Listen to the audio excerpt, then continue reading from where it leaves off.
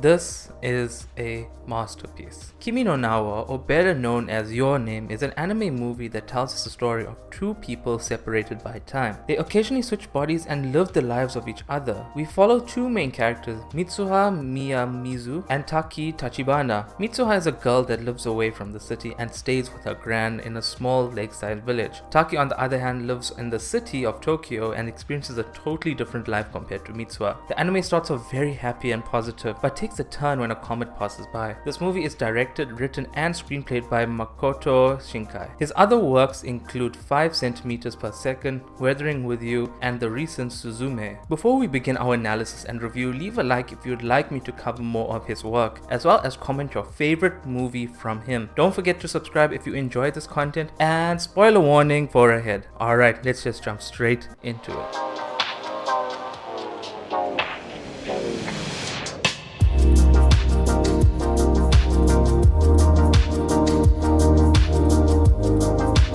Start the movie with a look at what the end may be. With the same comet shot, we see our two characters Mitsuha and Taki as their older selves in Tokyo, showing us that the story began with us knowing how it will end, but we never knew that. We move back in time to where both of them are watching the comet. The title rolls and we see a jaw-dropping opening. The vibes fit the emotion, and holy shit, the art is amazing. I gotta say that every scene is wallpaper worthy. We start with Mitsuha having a dream of meeting Taki, but Taki wouldn't know her since he is 3 years younger. We soon realize that this might not be Mitsuha and it's probably Taki in her body, mainly cause she fondles her breasts. But now this is where the movie threw me off. How could Taki be so well used to the lifestyle already? This is not the same day. This is Mitsuha back in her body. We meet her little sis and her gran here. They live in a town called Itomori. We learn some info about the comet. At this point, I was weirded out as how can Taki know how to tie and knot her hair up so easily? And how could he know Sayaka and Tessie? So I was just as confused until later on. We see that Mitsuha's dad is running for mayor re-elections. We go to school and whoa, the chalk and writing is so smooth. In Mitsuha's notebook, we see a message saying, "Who are you?" As we move on, we hear more stories about her day. We see that Taki probably took over, but I didn't realize this till later. She feels as if her town is suffocating and can't wait to move to Tokyo. We move back home where she's making a braided cord with her gran and little sis, while her gran tells her stories about the past. We see the girls perform a ritual and make a special sake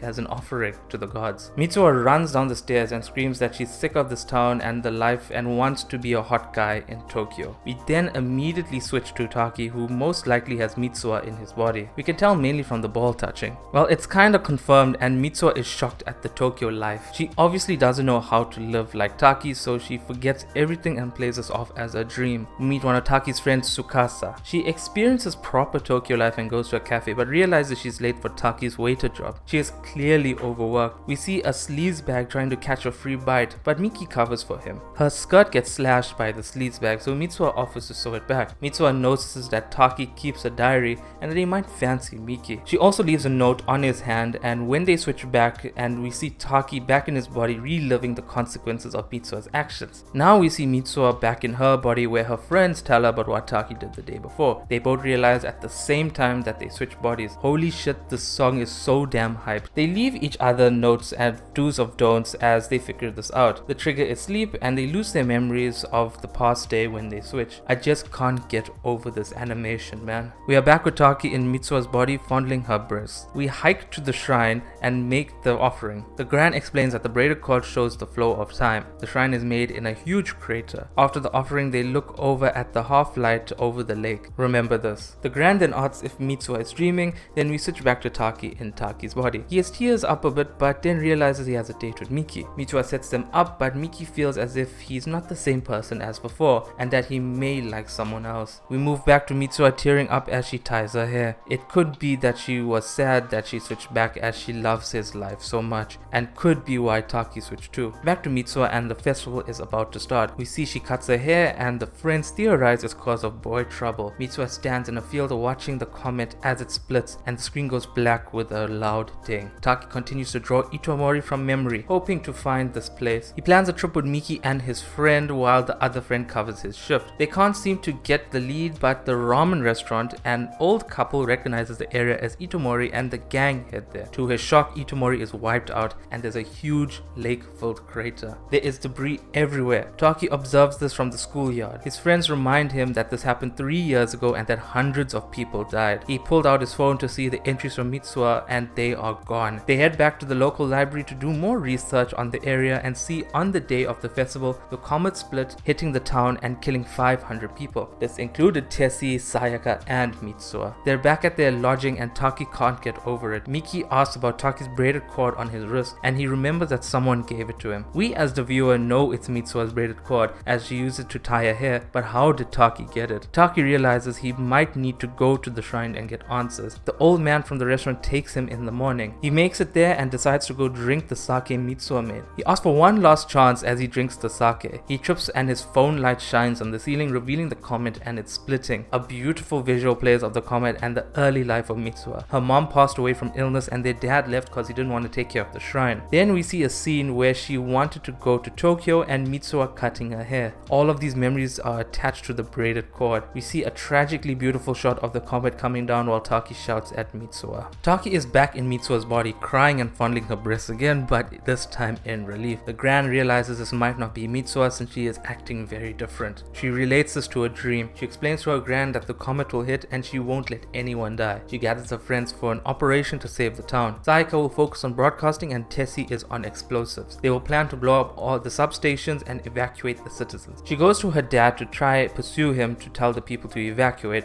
but he thinks his daughter is mentally ill. Mitsuha confronts her dad, but he feels as if this is not her. She then realizes that Taki is probably by the shrine, so she uses Tessie's bike to get there. Taki awakes, but Mitsuha is in there. As Mitsuha cycles to the shrine, we flash back to when she went to Tokyo to meet Taki. She monologues if it's a good idea and feels that she might not find him. She sees him on the train and rushes to him, but to her disappointment, he does not know her. As these events would have only happened 3 years later for him, we see Mitsuha exit, but Taki asks for her name. She says it and throws the braided cable at him. Back to Taki, we hear echoes of Mitsuha's voice. Both of them are on the crater. They finally meet and the half light touches them. We hear her soothing bell ring rather than that loud ring. They can finally see each other and are in their own bodies. He explains how he managed to do this and she calls him a perv lol. Taki hands her braided cord over and they want to remember each other's names, but as Mitsuha starts to write her name, the music cuts, pen drops and she disappears. It could be a cause of the half light ending. Taki tries his best to remember her name but can't write it, then forgets her name, questions why he came here and says that he came here to save her, but who is her? We see Mitsuha running back trying to remember his name. Everything is getting set up to evacuate the town. Tessie blows up the substation and we see all the lights cut. In South Africa we would say this is load shedding. Anyway, the comet is seen. Sayaka sounds the sirens and announces that there's forest fires and the town must evacuate. The mayor and his team hear about this. Sayaka gets caught and the mayor's team tells everyone not to go anywhere. Tessie gets caught by his dad and sees the comet split apart. It's all over the news saying it's a phenomenon and magical when they aren't aware that this comet will kill hundreds of people. Taki steps out to view the comet too. Back to Mitsuha, she is running and falls trying to remember Taki's name. She looks at her palm hoping to see his name, but to her shock, Taki wrote, "I love you." Mitsuha runs to her dad's office and demands he evacuate. We see the comet split and move through the sky as it splits off into smaller pieces and one piece continues to fall to the town. As the song ends, we get silence in a beautiful explosion. The comet hits and destroys that part of town. Absolutely amazing scene. What I really loved here was rewatching the impact frames of this. We move to Taki on the train, older now and looking for a job. He notices someone with the braided cord in their hair as Mitsuha, but she escapes him. He tells us he's been dreaming of something or someone and needs to find out what that is. We see it's been 8 years since the incident. We also see that majority of the town made it to the school and were unharmed. We see Miki is married too, saying that he will find love someday. We see her older Tessie and possibly an older Sayaka in a relationship in the cafe. As Taki walks on the bridge, he notices someone and catches his interest. This is where the soothing bell plays again. We see him him back on the train and he notices someone on the other train. This other person is Mitsuha. They both go searching for each other and they finally find each other on some stairs. They walk past each other, but Taki asks if they met before and they both start to tear up as they ask, "What is your name?" The title plays, credits roll, and a tear rolls down my face. An absolute gem of a movie. This film is a masterpiece. I can't believe I didn't watch it until now. I have no words to explain the feelings I had during this. The animation, the sound, the music, and the story were perfect. I highly recommend anyone and everyone to watch this. This is a life-changing movie right here. I will go into detail on the direction, story, animation, and sound, but I just want to remind you to like and subscribe if you enjoyed so far. Also, fun fact before we start, the director actually confirmed that Mitsuha and Taki got married, a happy ending after all. Alright, let's just get into the review. Mr. Makoto Shinkai is an absolute genius when it comes to framing his shots. There are a lot of low angle shots that try to encompass the sky, and there are so many shots that show off the environment and how beautiful it is. And the even cooler thing is that most references to the environments are taken from real life. So the stairs at the end are actually in Japan somewhere. Every shot conveys an emotion, and especially with the start, with the cuts between the switch bodies and real bodies, leaves the viewer with the sense of